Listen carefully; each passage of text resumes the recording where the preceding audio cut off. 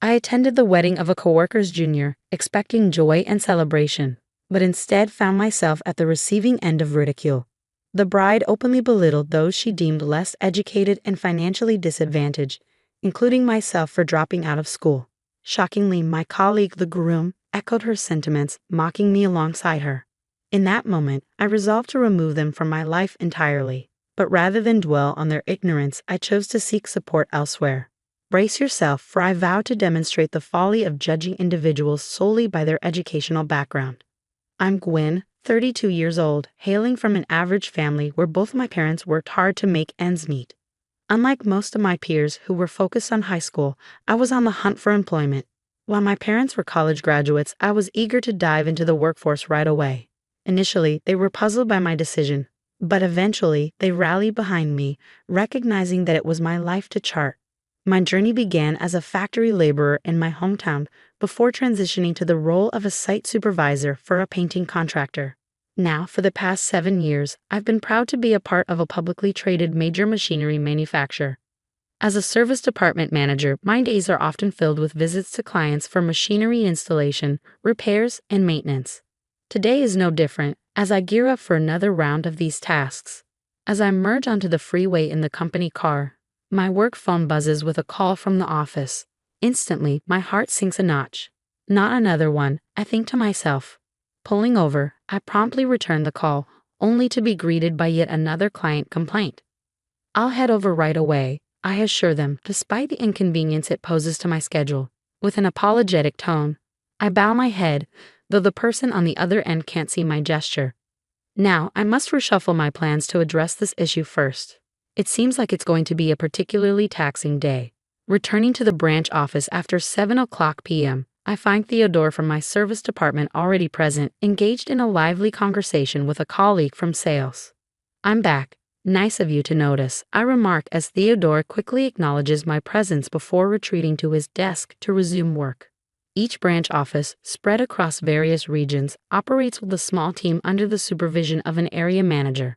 In this particular branch, it's just Theodore, who happens to be 2 years my junior, and myself in a service department. Hey Theodore, can I have a moment of your time? I inquire, sensing a hint of irritation in his response. What's up? He responds curtly. I received a complaint from one of your clients this morning. Normally, I would handle it myself, but we're both scheduled to visit them tomorrow to offer our apologies. Why was the issue left unresolved for 2 days? Both days were booked for me. The CEO over there is always micromanaging. Maybe they should reconsider how they treat their employees. Theodore retorts, sticking to his pattern of offering excuses and pointing fingers at the client. Feeling compelled to address the situation, I inform Theodore. I'll be reporting this to the area manager. I had to intervene to resolve a client's issue, and it needs to be documented.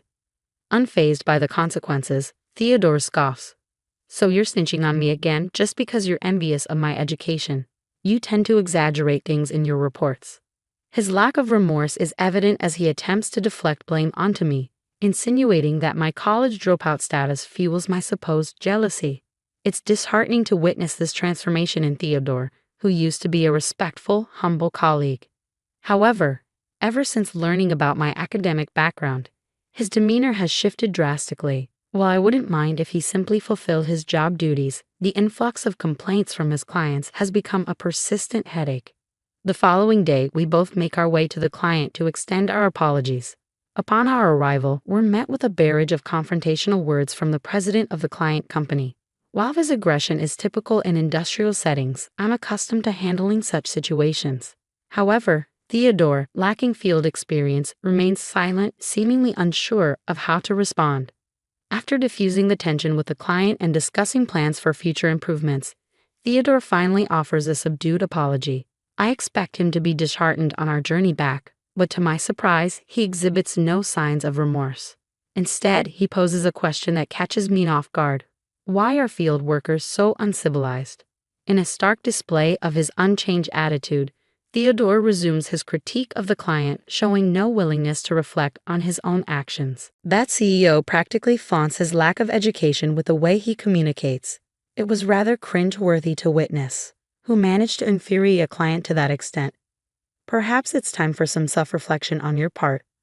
I express, hoping to provoke some introspection. But my words seem to fall upon deaf ears as Theodore brushes off my concerns, retorting, "You're just out of touch because you've spent too long in those environments."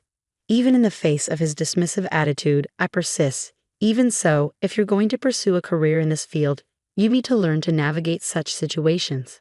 With a mocking laugh, Theodore responds, "What are you on about? I only took this job to acquire some mechanical knowledge. I have no intentions of sticking around."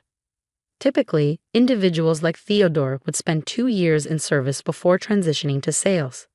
However, Theodore has surpassed this timeframe, clocking in 3 years in the service department. Given the abundance of complaints against him, it's unlikely anyone would consider promoting him to a sales position. Yet Theodore remains steadfast in his belief that the negative reports stem from my supposed jealousy. If that's truly his perspective, then it becomes even more imperative for him to excel in his service role and demonstrate genuine commitment to the clients. But how can one expect sincerity from someone whose attitude is consistently poor? It's a futile notion. Perhaps I could overlook his behavior if he possessed a similar level of professionalism as myself. However, in light of the circumstances, I find myself unable to engage with Theodore any further. During a business trip tasked with setting up machinery, I encountered unexpected glitches during the test run, necessitating an overnight stay to address the issues. The following day, with limited staff available at the branch, we relied on assistance from neighboring branches for crucial tasks like this. As I searched for a nearby place to dine near the hotel, I heard someone call out to me, "Hey, what's going on?" I turned to find Theodore, accompanied by a woman, approaching me. "Oh, hello, Theodore. Good evening," I greeted him warmly, extending my hand in greeting to the woman beside him, who accepted it without uttering a word. "This is my girlfriend, Selena. She's a local," Theodore proudly introduced her, his tone tinged with an air of superiority. Though I felt a sense of familiarity upon seeing her, I brushed it aside. Invited to join them for dinner, I accepted Theodore's offer. As we placed our orders, Theodore couldn't resist boasting, "In fact, we just got engaged." Selena graduated from the same college as me, and her family holds considerable wealth in the local area. She's definitely on the fast track to success. It became apparent that the reason for the dinner invitation was Theodore's desire to showcase his fiancée. However, Selena's demeanor left much to be desired. She barely acknowledged my presence, avoiding eye contact and offering only intermittent nods to Theodore. As dinner drew to a close, Theodore monopolized the conversation, leaving little room for others to contribute. When he excused himself to visit the restroom, I found myself alone with Selena. Breaking the silence, she spoke with a hint of chilliness in her voice. "I've heard quite a bit about you from Theodore." Her gaze bore into mine, suggesting that Theodore hadn't been singing my praises. "You seem to believe your managerial role is significant just because you've been with the company a bit longer. Could you please refrain from hindering Theodore's career?" Acknowledging her perspective, I replied calmly, "Certainly, the role of manager is attainable through years of service and commendable performance. As our direct boss is also Theodore's area manager, I understand my position as a senior colleague." Recognizing the futility of further discussion, I chose to let the matter rest. Upon Theodore's return, he avoided making eye contact and proceeded as though nothing had transpired between us. As I was bidding farewell, I casually inquired about our work plans for the following day. Theodore mentioned he'd be lending a hand at our branch.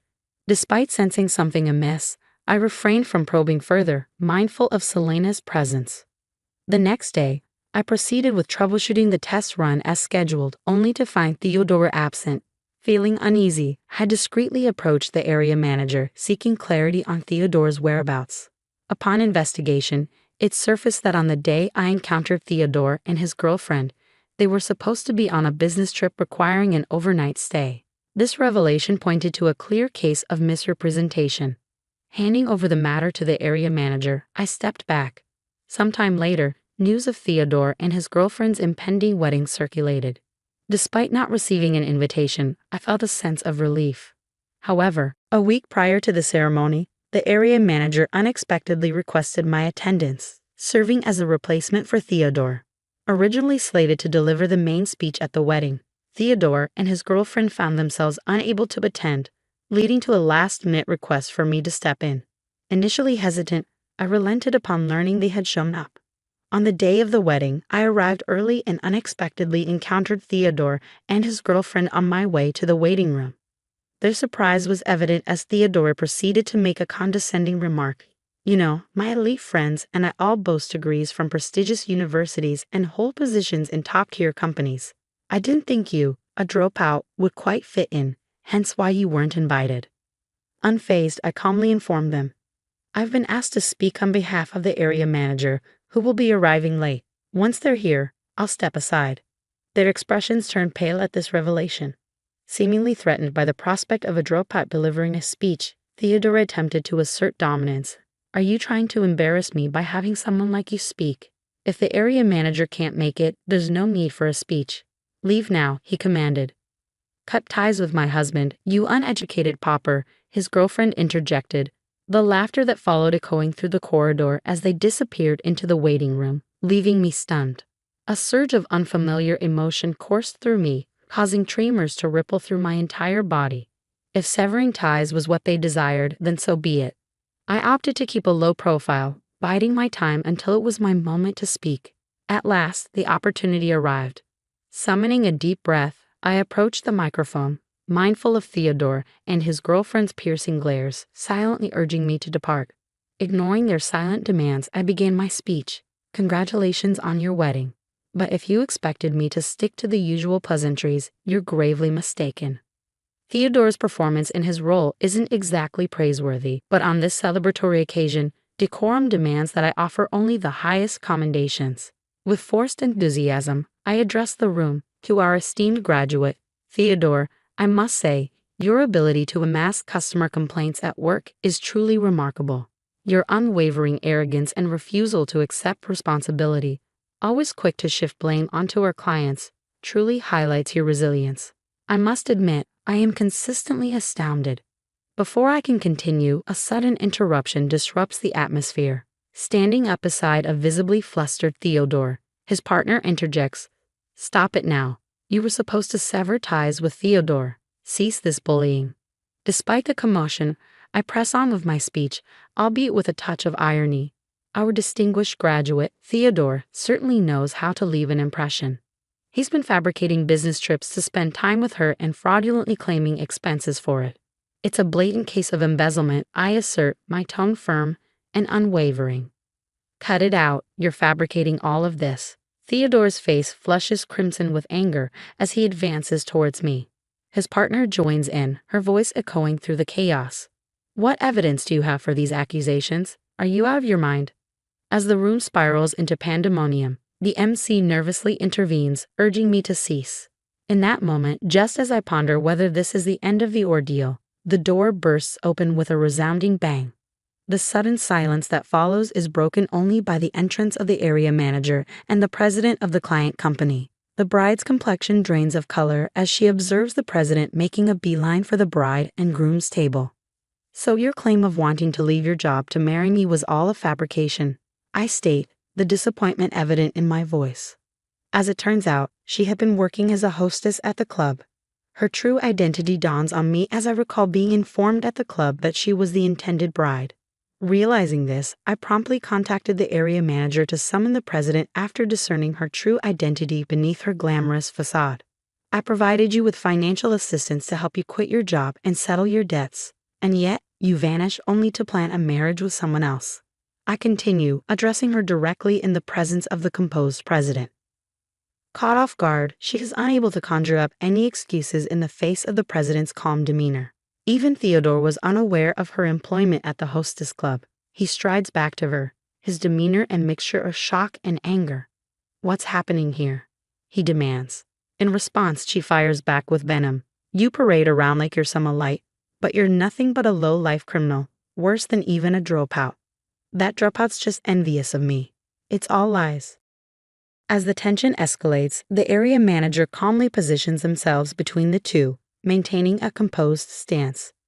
"We have concrete evidence of your actions, and we will be reporting them to headquarters. You will be suspended pending further investigation and decision," the area manager announces quietly but firmly. Theodore stands frozen, his complexion drained of color as he comprehends the severity of the situation. The president, addressing her directly, declares, "We will be communicating through legal representatives moving forward." The woman, once defiant, crumbles under the weight of her actions, tears streaming down her cheeks. Recognizing the need to diffuse the tension, the MC sensibly halts the ceremony, instructing the guests to depart. I depart the scene alongside the area manager and the president, the atmosphere heavy with unresolved tension and uncertainty.